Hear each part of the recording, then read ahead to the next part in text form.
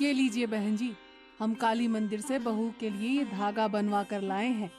हल्दी मेहंदी की रस्म के बाद आप उसे ये पहना देना। हमारे राजस्थान में ये मान्यता है कि कच्ची हल्दी की महक दुल्हन को कमजोर करती है। आप इस बात का ख्याल रखना। हल्दी की रस्म के बाद घर से बाहर न जाने देना बहू रानी को। आप चिंता मत कीजिए बहन जी, हम आज ही मेघा को ये धागा बांध देंगे। किसी की बुरी नजर नहीं पड़ेगी उस पर।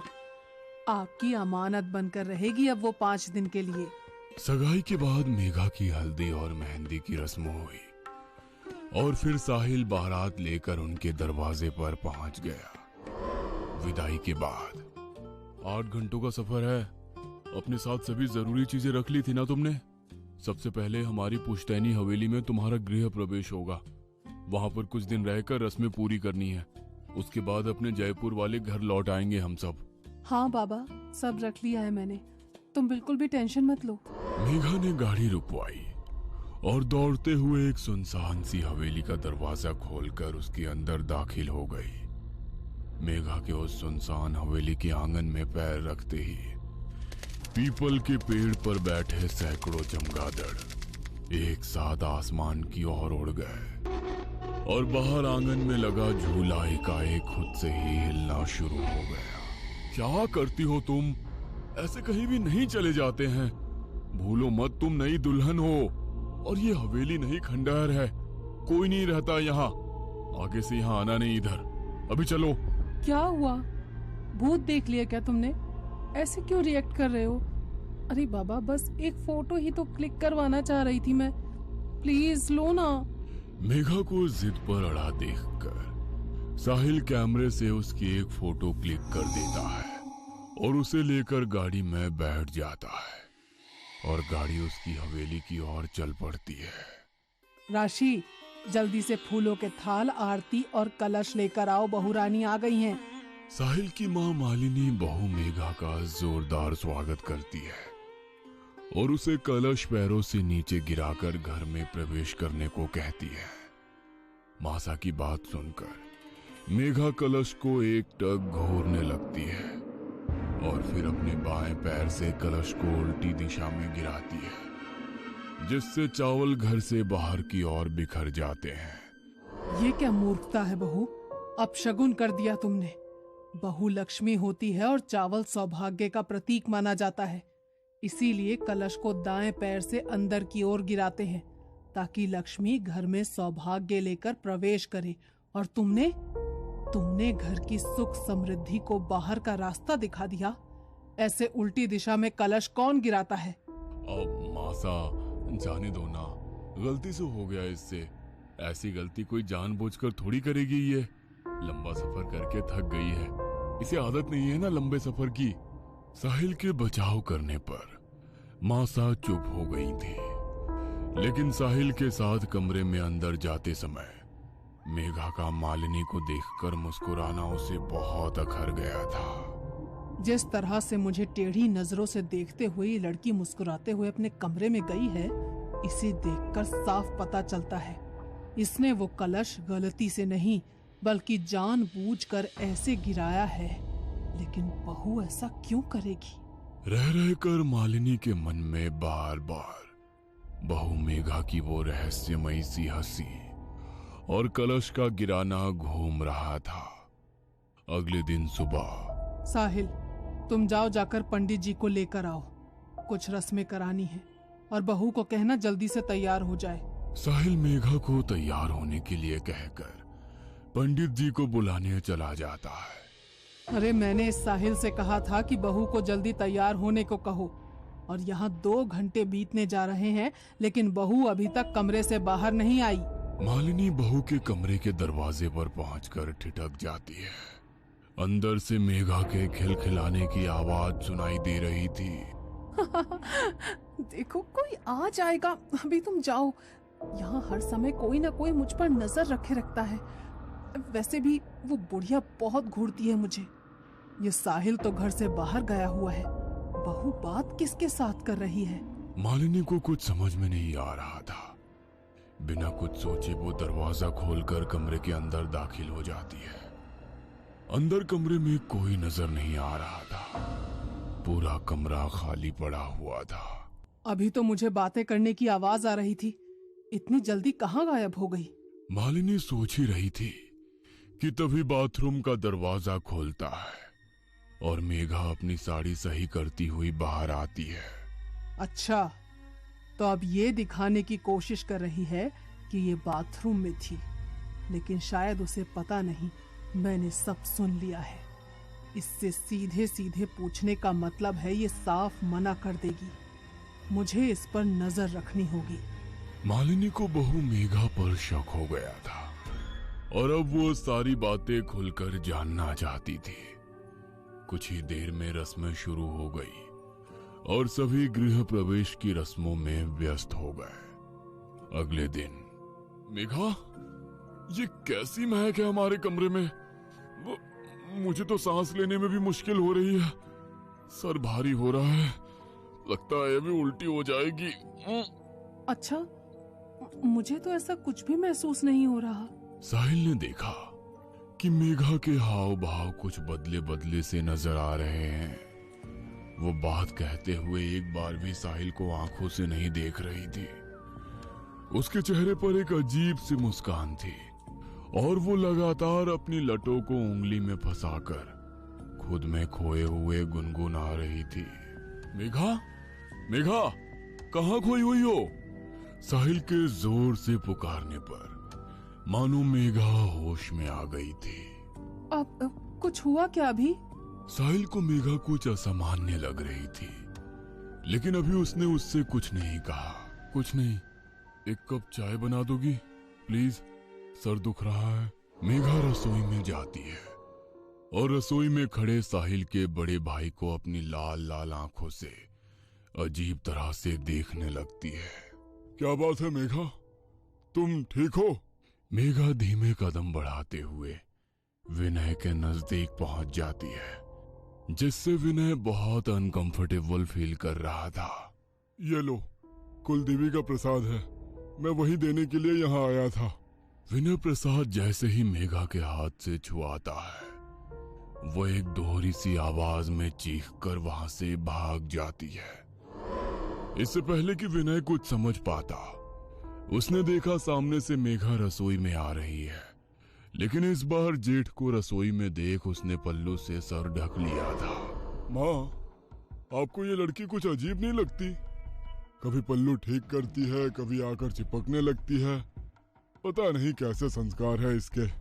विनय अपनी माँ को रसोई में हुई घटना बताने लगता है। अरे एक नंबर की चरित्रहीन लड़की पल्ले पड़ गई हमारे। छी, तुझे आकर छूने की कोशिश कर रही थी।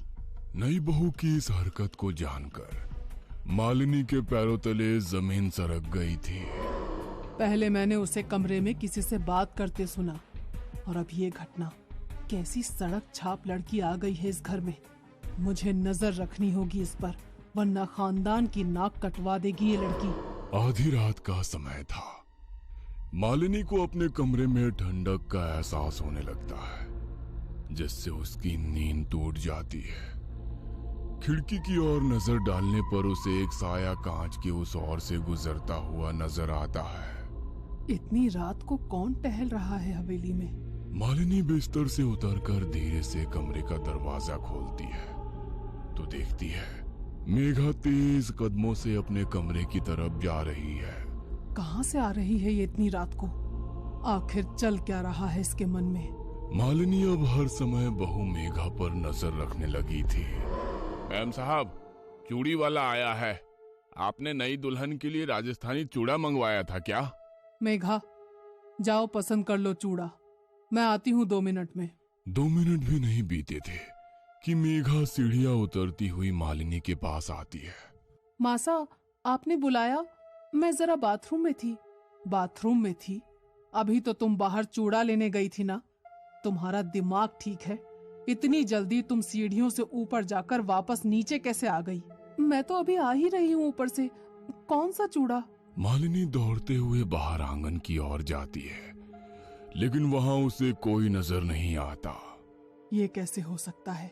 अभी तो तुम बाहर निकली थी, फिर छत से कैसे आई? मुझे कुछ समझ नहीं आ रहा। उसी रात, माँ, मैं एक दोस्त की शादी में जा रहा हूँ, कल लौटूंगा, आप ख्याल रखना अपना। मालिनी बहू के कमरे का थोड़ा सा दरवाजा खोलकर अंदर झांक कर देखती है। अंदर का मंजर इतना डरावना था कि मालिनी के पांव अपनी जगह पर जम से गए थे। अंदर कमरे में सिर्फ मेघा थी और वो आराम कुर्सी पर दोनों पांव ऊपर करके सिमट कर बैठी हुई थी। कुर्सी लगातार जोर जोर से हिल रही थी। मेघा के मुंह से एक भयानक सा स्वर सुनाई दे रहा था, जैसे औरत और आदमी की आवाज एक साथ सुनाई दे रही हो। मेघा लगातार हंसती जा रही थी और टूटी फूटी उखड़ती सी बोली में अस्पष्ट सा कुछ बड़बड़ा रही थी। अचानक मेघा ने हंसना बंद कर दिया और गंभीर होकर झटके से दरवाजे की ओर देखा। मालिनी को ऐसा महसूस हुआ जैसे मेघा ने उसे देख लिया है, इसलिए वो तुरंत 2 कदम पीछे हट जाती है। ये क्या था? क्या हो रहा है इस लड़की को? मुझे यहाँ से चलना चाहिए। साहिल भी घर में नहीं है। मुझे कुछ ठीक सा महसूस नहीं हो रहा।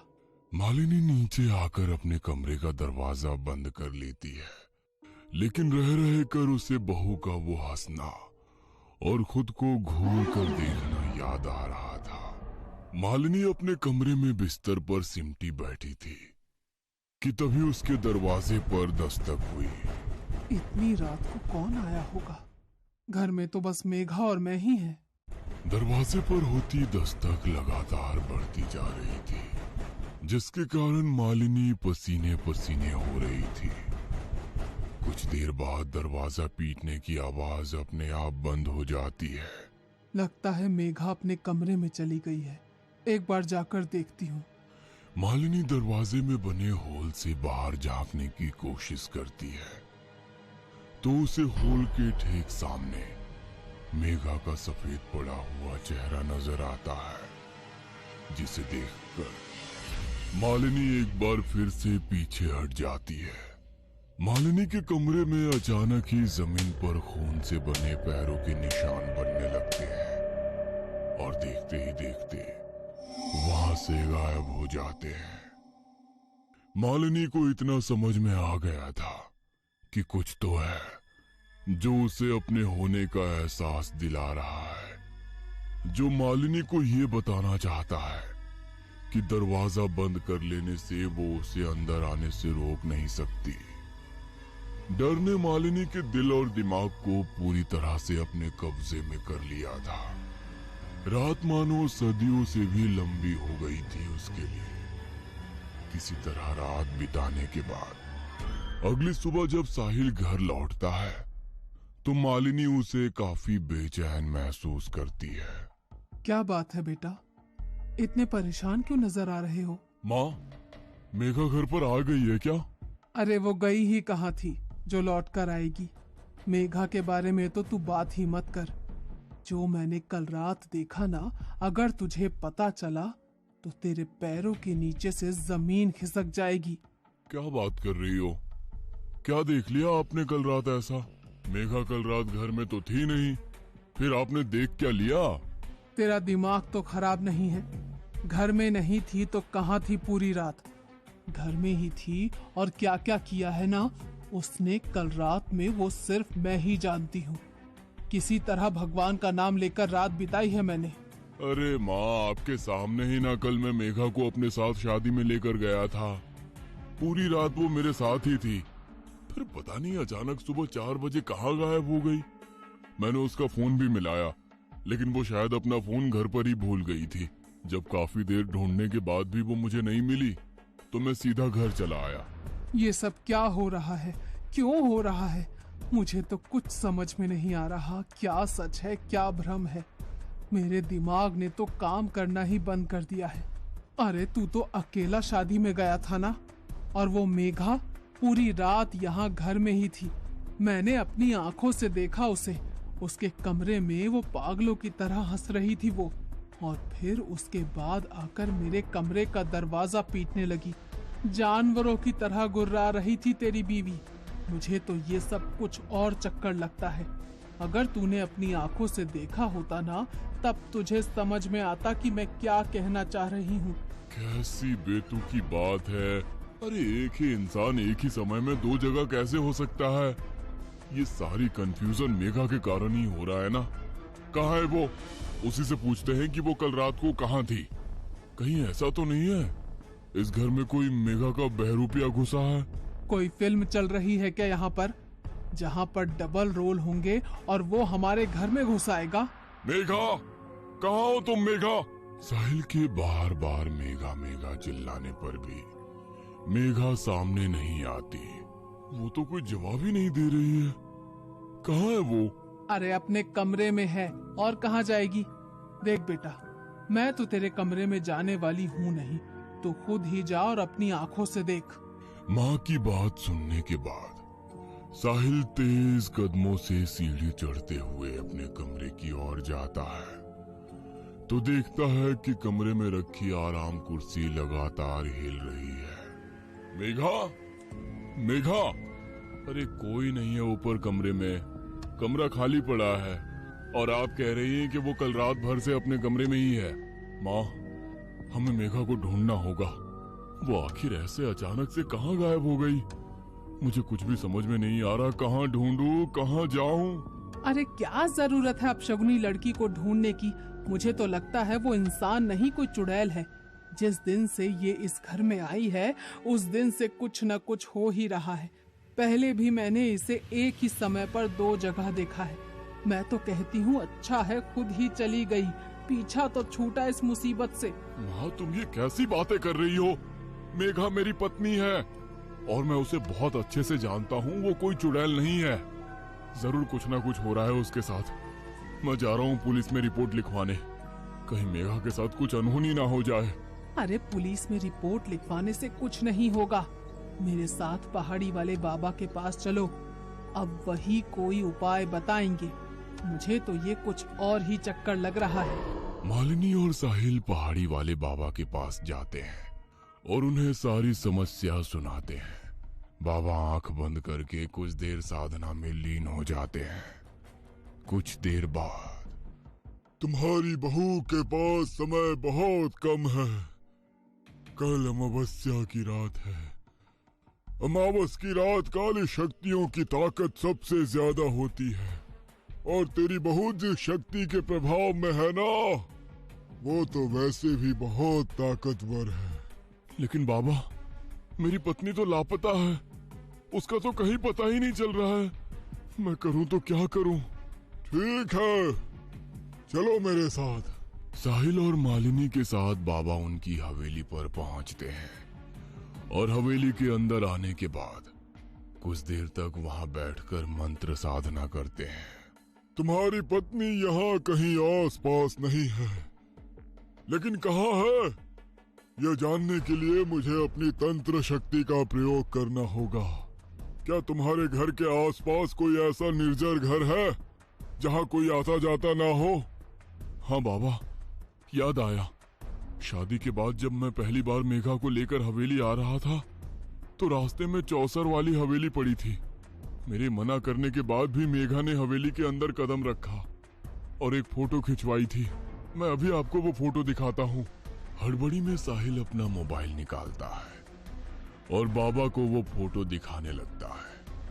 फोटो में बाबा को मेघा के पीछे एक काली परछाई नजर आती है, जिसे देखकर साहिल, मालिनी और बाबा चौंक जाते हैं। अब तो आप लोग समझ ही गए होंगे ना कि पिछले कुछ दिनों से जो आपके घर में चल रहा था उसका कारण क्या था। कहाँ है वो हवेली? मुझे वहां लेकर चलिए। शायद आपके सारे प्रश्नों के उत्तर वहीं मिलेंगे। साहिल और मालिनी बाबा को उनके घर से कुछ कदमों की दूरी पर बने चौसर वाली हवेली में ले जाते हैं। पूरे गांव में ऐसी अफवाह थी कि हवेली में कुछ तो ऐसा है जिसके कारण वहां हर समय मनहूसियत पसरी रहती है। हवेली में रहने वाला परिवार बरसों पहले हवेली को वीरान छोड़कर यहाँ से पलायन कर गया था। बाबा, साहिल और मालिनी हवेली में पहुंचते हैं तो देखते हैं कि मेघा चौसर वाली हवेली में लगे झूले पर झूल रही है और लगातार हंसती ही जा रही है। जैसा मैंने सोचा था, इसका मतलब मेरा अंदाजा बिल्कुल सही था। आप लोग पीछे हट जाइए, मुझे पता है कि मुझे क्या करना है। बाबा नमो नारायण भगवते वासुदेवाय कहते हुए हवेली का दरवाजा खोलकर धीरे धीरे मेघा की ओर बढ़ने लगते हैं। साथ में लाए हुए सिंदूर से वो झूला झूल रही मेघा के चारों ओर एक घेरा बनाते हैं और फिर मंत्र पढ़ते हुए लगातार पानी की छींटें उसकी ओर मारने लगते हैं। बाबा के लगातार मंत्र पढ़ते जाने के कारण मेघा जमीन में बैठकर जोर जोर से चिल्ला रही थी। ये क्या हो रहा है मेरी मेघा को बाबा? वो ठीक तो हो जाएगी ना? मुझे लग रहा है उसे बहुत तकलीफ हो रही है। बाबा इशारे से साहिल को पीछे रहने के लिए कहते हैं और लगातार मंत्रों का जाप करते रहते हैं। कुछ देर के बाद मेघा निहाल होकर जमीन में गिर गई थी। बाबा इशारे से साहिल को मेघा को उठाने के लिए कहते हैं।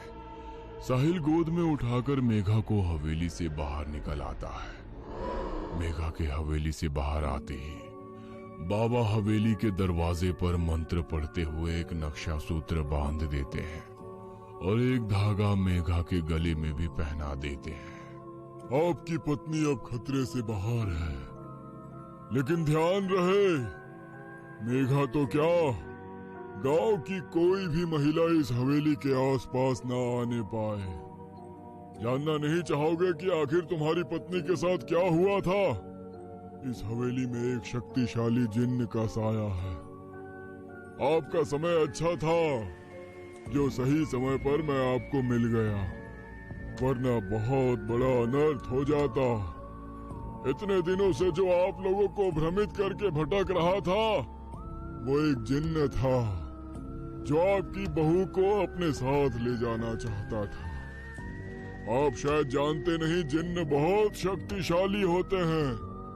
एक बार किसी के पीछे पड़ जाए तो फिर आसानी से उसका पीछा नहीं छोड़ते।